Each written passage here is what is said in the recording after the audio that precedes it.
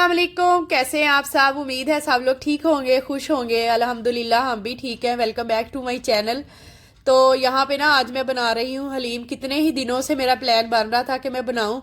तो एक और नेबर की तरफ से आई ना, तो रोहान को वो इतनी पसंद आई, इसने बड़े शौक से खाई। तो फिर मैंने कहा सारे काम जो है ना उसको पोस्टपोन करती हूँ और आज हलीम ही बना लेती हूँ।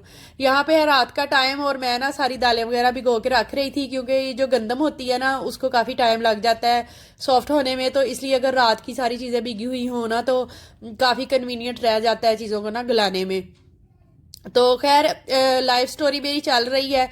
पिछले 2-3 एपिसोड्स में मैंने आप लोगों के साथ शेयर किया कि मैं पाकिस्तान से दुबई किस तरह से आई, और दूसरा ये कि जब हम यहाँ पे रहना स्टार्ट हुए तो हमारा घर किस तरह का था, और तीसरे नंबर पे ये कि मैंने जॉब क्यों स्टार्ट की और मुझे किस तरह से जॉब मिली।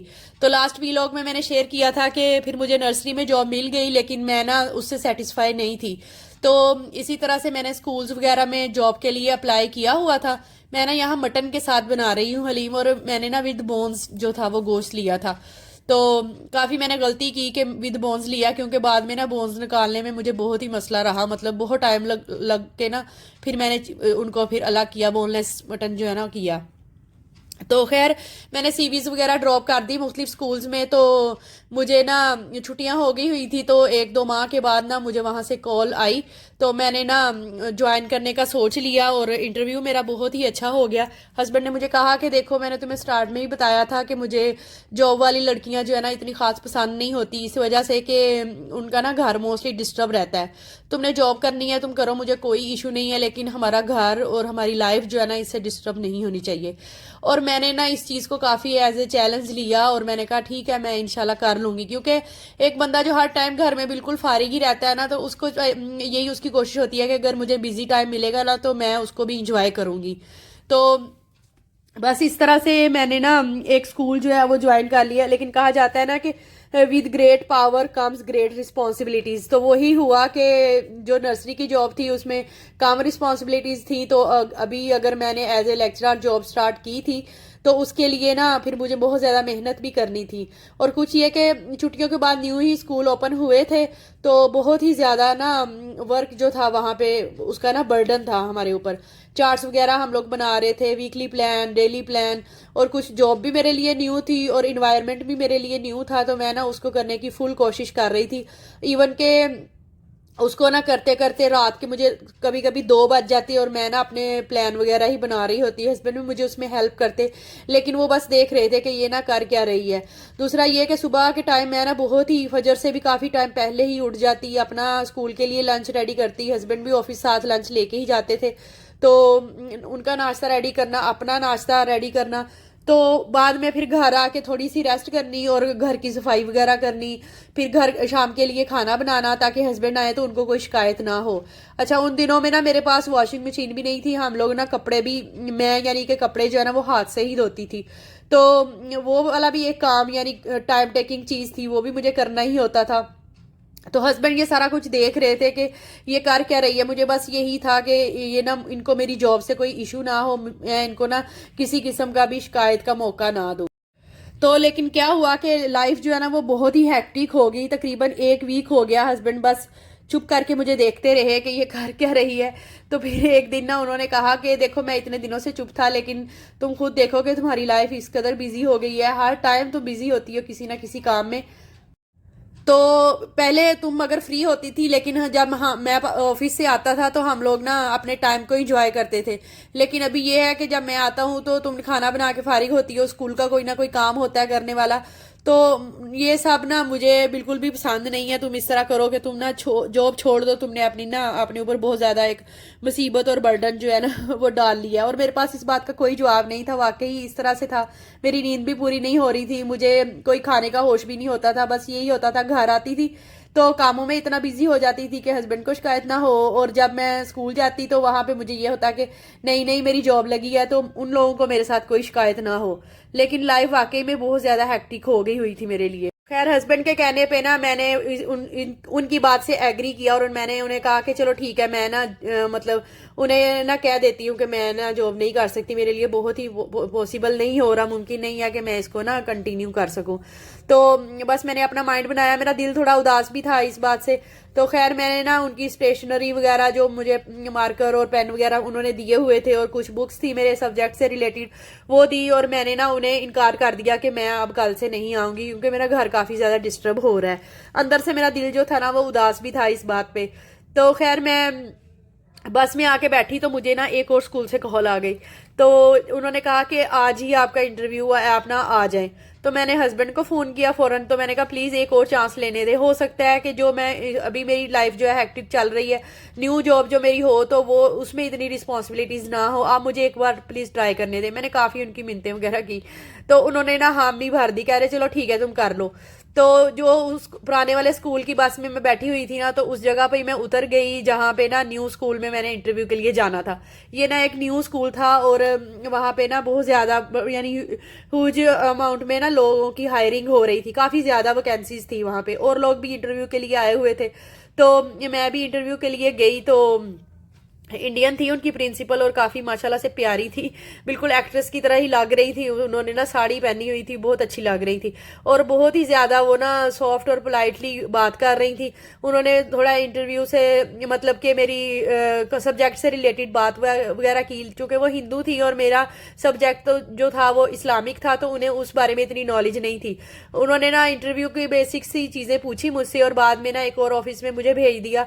तो वो ना एमडी का ऑफिस था, वो मुस्लिम थे, उन्होंने मुझे मेरे सब्जेक्ट से रिलेटेड कुछ क्वेश्चन वगैरह किए, एक फॉर्म दिया और कहा कि इसको फिल कर दें। मैंने ना वो फिल कर दिया और उसमें ना उन्होंने मुझे एक्सपेक्टेशन पूछी कि आपकी सैलरी की एक्सपेक्टेशन क्या है। तो मैंने कहा इन्होंने कौन सा इतनी दे देनी है जितनी मैंने ना एक्सपेक्ट करनी है। खैर मैंने भी दिल खोल के उसमें लिख दिया। तो उन्होंने कहा आप वेट करें, अभी हम आपको ना बताएंगे कि आप सिलेक्ट हुए हैं या नहीं। 5-10 मिनट के लिए मैं वहीं ही बैठी। तो उन्होंने ना बाहर आके तो अनाउंस किया कि कौन कौन सी टीचर मतलब लोग हैं वो जो ना सिलेक्ट हो चुके हुए हैं। तो उनमें मेरा नाम भी था और एक नया मोटिवेशन मुझे मिल गया कि हाँ अब मैंने करना ही है, इसको मैंने फिर से करना है। अच्छा हस्बैंड को मैंने कॉल की, मैंने कहा इंटरव्यू हो गया और मेरी सिलेक्शन भी हो गई है और ये थर्ड टाइम था कि मेरी जॉब हो गई हुई थी और मैं ना अब इस चीज़ की आदी हो गई थी, मतलब कि मुझे खुशी फील होने लग गई थी कि yes I can do it. तो हस्बैंड को कॉल की, मैंने कहा मुझे इस जगह से पिक कर लें। बस उसके बाद हम गए बाहर ही, खाना हमने खाया। तो मैंने उन्हें बताया कि जो सैलरी की एक्सपेक्टेशन मैंने लिखी थी ना उसमें फॉर्म में, उन्होंने मुझे वही ऑफ़र किया है। तो हस्बैंड भी काफ़ी ज़्यादा हैरान हुए और उन्होंने कहा कि चलो ठीक है तुम ना दोबारा से स्टार्ट कर लो और मैं भी तुम्हारा साथ दूंगा इस बार। मैंने ना नेक्स्ट डे से ही ज्वाइन कर लिया। ये वाला स्कूल जो है ना ये बहुत ही अच्छा था, रिस्पॉन्सिबिलिटीज़ थी लेकिन वो ना डिवाइडेड थी, इतनी ज़्यादा नहीं थी कि बहुत ज़्यादा सख्ती भी नहीं थी और बहुत ज़्यादा काम भी नहीं था, लेकिन इनका ना माहौल बहुत ही अच्छा था वहाँ पे। वो जो जिस तरह से है ना कि काले और गोरे का कोई भी उसमें ना डिफरेंस नहीं रखते थे वो लोग। इवन के क्रिश्चियन टीचर्स भी थी, हिंदू मुस्लिम सब लोग ऐसे इकट्ठे थे और एक फैमिली की तरह ही फील होता था। हम लोग स्टाफ रूम में बैठते, मेरी बहुत सी वहाँ ना दोस्तें भी बन गई।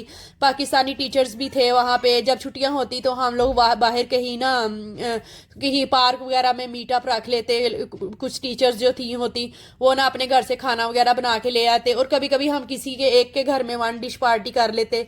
और वन डिश पार्टी में भी हम लोग इस चीज़ का बहुत ही ख्याल रखते हैं कि वो लोग वेजिटेरियन हैं तो उनके लिए अलग से डिशेस बना ली जाती। इवन कि मैंने भी अपने घर में मीटअप अगर रखा है ना तो कुछ वेजिटेरियन वैरायटी भी बना लेते हैं कि जो लोग नहीं खाते दूसरा, तो फिर उनके लिए ना एक डिफरेंट वैरायटी होती। और बिल्कुल इसी तरह से जैसे ना बहन भाइयों की तरह हम लोग ना वहाँ पे काम कर रहे थे। मेल टीचर्स भी थे वहाँ पे।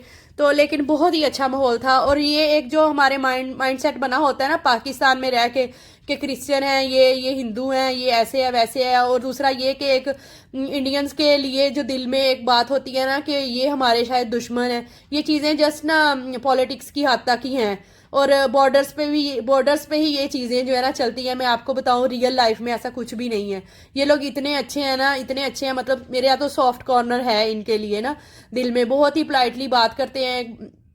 एक बंदे का ना दुख दर्द जो है वो समझते भी हैं, सुनते भी हैं। बंगाली टीचर्स भी होते थे वहाँ पे।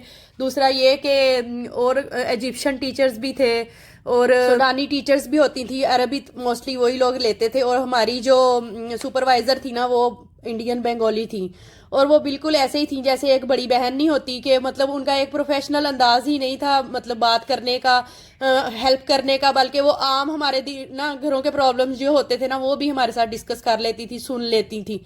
तो उनकी फैमिली इंडिया में थी, वो यहाँ पे अकेली ही रहती थी। तो हम उनके साथ बिल्कुल ऐसे ही थे जैसे वो हमारी बड़ी बहन है और हम छोटे हैं। तो अपना कोई मुश्किल परेशानी टेंशन होती ना, हम उनके साथ बैठते बात कर लेते उनसे, वो हमें बहुत अच्छे मशवरे भी देती। तो इसी तरह दूसरी हिंदू टीचर्स के साथ था, मतलब हमारा इन्वायरमेंट इस तरह का हो गया था जैसे ना हम एक फैमिली होते हैं। तो मैं अपनी ना जॉब को बहुत ही ज़्यादा इंजॉय करने लग गई थी, मुझे ना लाइफ में बहुत ही ज़्यादा मज़ा आने लग गया था। बस फिर इसी तरह करते कराते मुझे ना 5 साल हो गए वहाँ पे जॉब करते हुए। और नॉट ओनली के हम एक दूसरे के साथ एक हमारा जो बॉन्ड बन गया था हम उसको एंजॉय करते थे, बल्कि अपने काम को भी एंजॉय करते थे। इससे रिलेटेड भी ना उन्हें कोई प्रॉब्लम नहीं था, मतलब हम सही जा रहे थे, हमारी जॉब जो है ना वो सही जा रही थी।